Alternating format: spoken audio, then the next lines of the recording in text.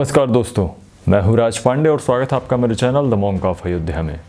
आज मैं किसी राजनीतिक पार्टी को सपोर्ट करने के लिए वीडियो नहीं बनाऊंगा, ना ही मैं किसी व्यक्ति को हीरो या विलन बनाने के लिए इस वीडियो को बना रहा हूं, ना ही मैं किसी धर्म या अधर्म को प्रसारित करने के लिए इस वीडियो को बना रहा हूँ।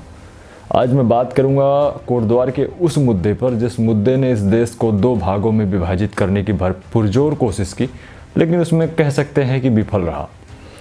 जी हाँ, मैं बात कर रहा हूँ कोटद्वार के उस मोहम्मद दीपक की, जिनकी कहानी व्यक्तिगत तौर पे मुझे कैसी लगी उसको बताने के लिए मैं आज इस वीडियो को बना रहा हूँ। कोटद्वार में एक पुरानी दुकान थी जो कि 30 साल पुरानी थी। उस दुकान का नाम था बाबा क्लॉथ स्टोर, इसलिए क्योंकि वहाँ पे सिद्ध बली बाबा का एक मंदिर है। रिसेंट में ही कोटद्वार में मैंने एक जंगल सफारी का वीडियो डाला है, जाके मैं कोटद्वार में शूट करके आया हूँ, मुझे 15 दिन हुए होंगे। और उस स्थल पर बाबा सिद्ध बली का मंदिर है जो कि हनुमान जी का काफ़ी प्राचीनतम और सिद्ध मंदिर माना जाता है। वहाँ पे लोग बड़े दूर दूर से दर्शन करने के लिए आते हैं। उसके नाम पर उस दुकान का नाम रखा हुआ था और दुकान का जो ऑनर था वो मुस्लिम था। सडनली एक दिन बजरंग दल के कुछ समर्थक उस दुकान पर पहुँचते हैं और उनसे अनुग्रह करते हैं। अनुग्रह क्या, उनसे फोर्सफुली कहते हैं कि आप इस दुकान का नाम बदलिए, इसे बाबा स्टोर के नाम से आप हटा दीजिए। वहीं पर खड़ा एक युवक जो कि कोटद्वार के ही एक जिम में ट्रेनर का काम करता है, जो कि शारीरिक तौर पर काफ़ी अच्छे हैं, दीपक जी खड़े होते हैं और उन लोगों से पूछते हैं कि इस दुकान पे से इस नाम को हटवाने वाले आप कौन होते हैं। वो लोग कहते हैं कि बाबा का नाम है, इसको हटाना पड़ेगा। तो दीपक जी पूछते हैं कि क्या बाबा के नाम का राइट आपके पास है? आपसे पूछकर कोई किसी भी बाबा या किसी देवता का नाम रखेगा? और उनमें झड़प होती है। दीपक जी हाथापाई के जैसी नौबत पे आ जाते हैं और दीपक जी के द्वारा थोड़ा शारीरिक तौर पर सही होने के नाते पुरजोर सपोर्ट करने के बाद बाबा क्लॉथ स्टोर, यानी कि जो मुस्लिम समुदाय के बाबा जी थे, वृद्ध व्यक्ति जिनके साथ बदसलूकी हो रही थी, उनका समर्थन करने के बाद वो लोग उस जगह को छोड़कर भाग जाते हैं। कुछ ही दिनों बाद उनके जिम ट्रेनिंग में, जहाँ पे वो जिम ट्रेनर का काम करते हैं, उस जिम के बाहर 150 से 200 बजरंग दल के समर्थक आते हैं और उनको जान से मारने की धमकी देते हैं, कोशिश करते हैं, गंदी गंदी गालियां देते हैं, जो कि उनकी माँ को, उनकी बेटियों को गालियां देते हैं।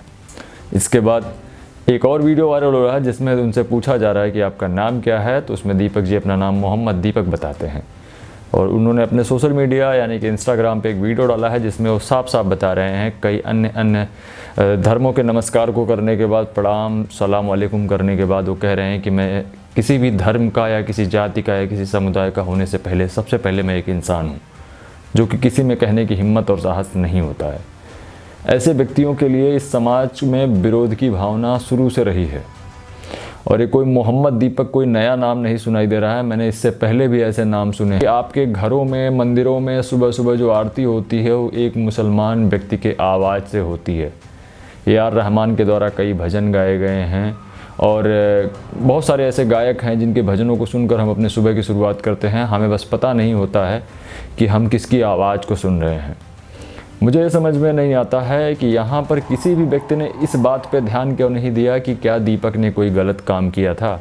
यदि आपके घर के किसी वृद्ध या बुजुर्ग व्यक्ति को कोई बाहर से व्यक्ति आके मारने, पीटने, प्रताड़ित करने या फिर इस तरीके से फोर्सफुली किसी चीज़ को करने के लिए कहता है, तो क्या आपको ये अच्छा लगेगा? दीपक जी ने अगर मानवता का परिचय दिया है तो मैं उनके समर्थन में हूँ। मैं चाहता हूँ कि देश में ऐसे 10-20 युवा और आएँ और इन्हें ही क्रांति की शुरुआत कहते हैं। मैं मानता हूँ कि मुस्लिम समुदाय के काफ़ी लोग ऐसे पकड़े गए हैं जो काफ़ी आतंकी गतिविधियों में शामिल रहे हैं, लेकिन हर व्यक्ति वैसा नहीं होता है।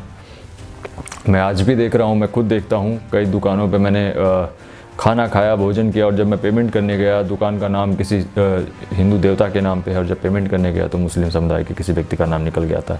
हालांकि मेरा अनुरोध है कि आप जो भी हैं ओरिजिनल तरीके में दिखिए और रियल दिखिए। और दीपक जी के द्वारा जो भी कार्य किया गया अत्यंत सराहनीय है, मैं उनकी प्रशंसा करता हूँ।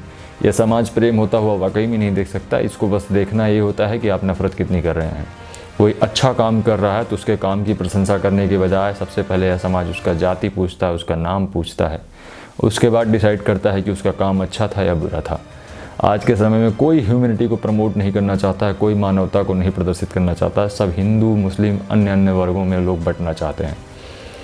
मैं बस ये जानना चाहता हूँ कि जब आप पैदा हुए थे तो आपके शरीर पे मुस्लिम या हिंदू लिख कर आया था या आप एक इंसान पैदा हुए थे, या आप मरते समय हिंदू या मुस्लिम होकर मरना चाहते हैं या एक इंसान बनकर मरना चाहते हैं।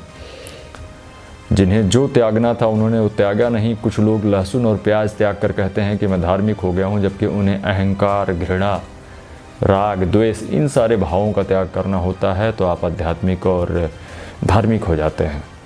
मेरा हमेशा से इसी तरफ झुकाव रहा है कि लोग आध्यात्मिक और धार्मिकता के वास्तविक मतलब को समझें, अपने आप को स्पिरिचुअलिटी की तरफ ले जाएं, जिससे उन्हें यह समझ में आए कि वास्तविकता में सबसे बड़ा धर्म हमारी मानवता होती है। यदि हमारे अंदर मानवीयता की भावनाएं जागृत हैं तो आप अभी भी मानव हैं और आप अभी भी धार्मिक हैं। मैं अपनी वाणी को यहीं विराम देता हूँ और मैं चाहता हूँ इस देश में ऐसे हजारों दीपक पैदा हो और एक दिन मानवता भी उनके साथ पैदा हो। अगले वीडियो में फिर मिलेंगे किसी एक ऐसे ही नए ट्रेंडिंग टॉपिक या किसी नए ट्रेंडिंग सब्जेक्ट के साथ या किसी नए ट्रेंडिंग चेहरे के साथ। तब तक के लिए देखते रहिए द मॉन्क ऑफ अयोध्या। मानवता जिंदाबाद। हर हर महादेव। राधे राधे। जय श्री राम।